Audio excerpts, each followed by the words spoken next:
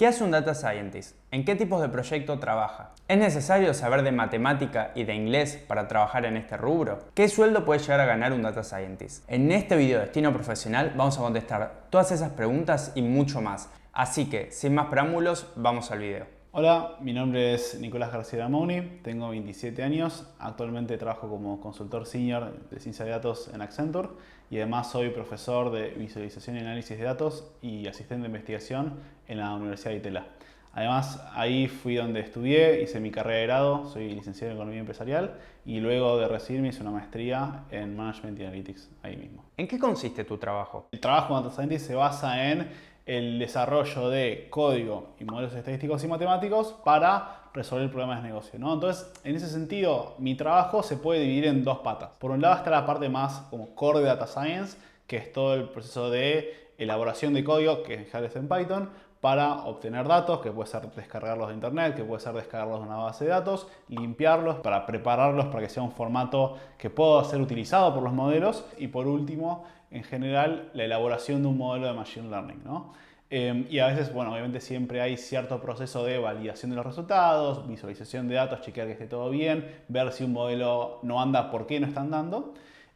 Para justamente entender qué está pasando en lo que estamos armando, ¿no? Y por otro lado, algo también importante, en especial yo que trabajo en consultoría, que trabajamos en proyectos cortos, está toda la parte de negocio, ¿no? Una parte importante es justamente juntarnos con los clientes, entender qué dolor tienen, entender el usuario que usa la solución que vamos a desarrollar, si la solución que estamos planteando es correcta o no. Y todo el proceso de validación, ¿no? De tener reuniones, de generar presentaciones, generar PowerPoints para explicar lo que estamos haciendo y en la medida de lo posible co-crear con el usuario final, con el cliente, la solución que vamos a desarrollar. ¿Y en qué proyectos trabajas? Por ejemplo, hace unos años trabajamos con una empresa de e-commerce que ellos tienen básicamente un centro de agentes que responden consultas a clientes y justamente lo que hicimos fue un proceso que lo que hacía era descargar los datos de esas conversaciones entre agentes y clientes, procesar ese texto y además, por último, generar un modelo que lo que hacía era evaluar las conversaciones y predecir si estaba bien o mal esa conversación. Y por otro lado, otro tipo de proyectos con los cuales solemos trabajar es ayudamos a otras empresas, por ejemplo, a mejorar su cadena de suministro armando modelos de series de tiempo que intenten predecir, por ejemplo, las ventas futuras de los productos que venden distintas empresas y a partir de esa predicción ellos pueden organizar mejor su cadena de suministro viendo básicamente cuánto stock mandan a cada sucursal porque tienen una predicción más exacta de cuánto van a vender. ¿Es necesario sobresalir en matemática para trabajar en ciencia de datos? Bueno, yo no creo que haga falta sobresalir en matemática.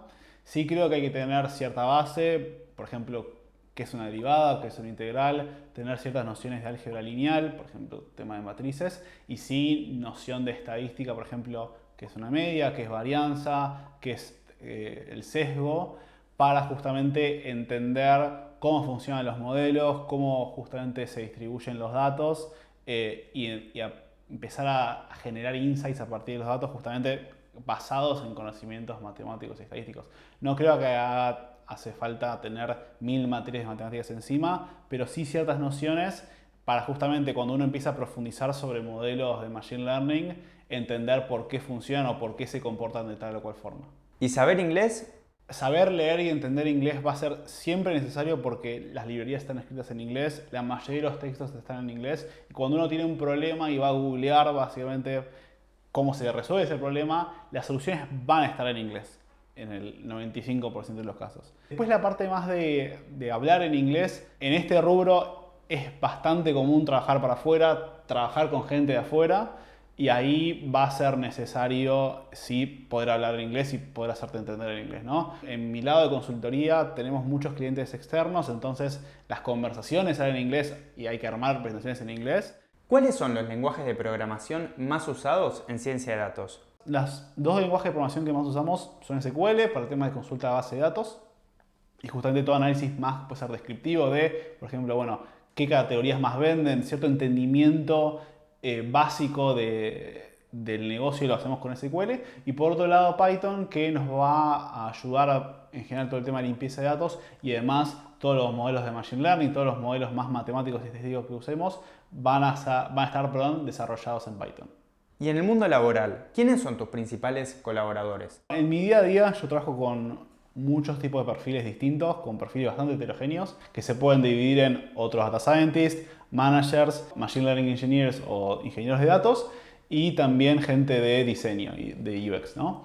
El primer tipo, los otros data scientists, son gente con la cual es mi tipo de perfil similar al mío. A veces son un poco más técnicos, más del palo de exactas, a veces son un poco más de negocios, pero sí uno suele discutir el día a día de lo que estamos armando. Uno suele, por un lado, dividir tareas y también discutir cosas como, bueno, si un modelo no está andando, bueno, nos sentamos, ver qué está pasando, por qué está fallando y cómo lo podemos arreglar. Pero una vez que tenemos el modelo, hay que ponerlo en producción, hay que dejarlo corriendo todos los días, que sea robusto, que no haya errores, que el código sea prolijo. Y bueno, y en ese sentido, los ingenieros de datos y los Machine Learning Engineers, que son estos perfiles que nos ayudan a productizar el código, a ponerlo en producción, son muy útiles y van a ser necesarios cuando uno quiere desarrollar algo bien y una solución robusta, ¿no? Después está siempre la pata más de managers, ¿no? que nos ayudan a gestionar los proyectos, que nos ayudan a gestionar la relación con el cliente, manejo de tiempos, etc.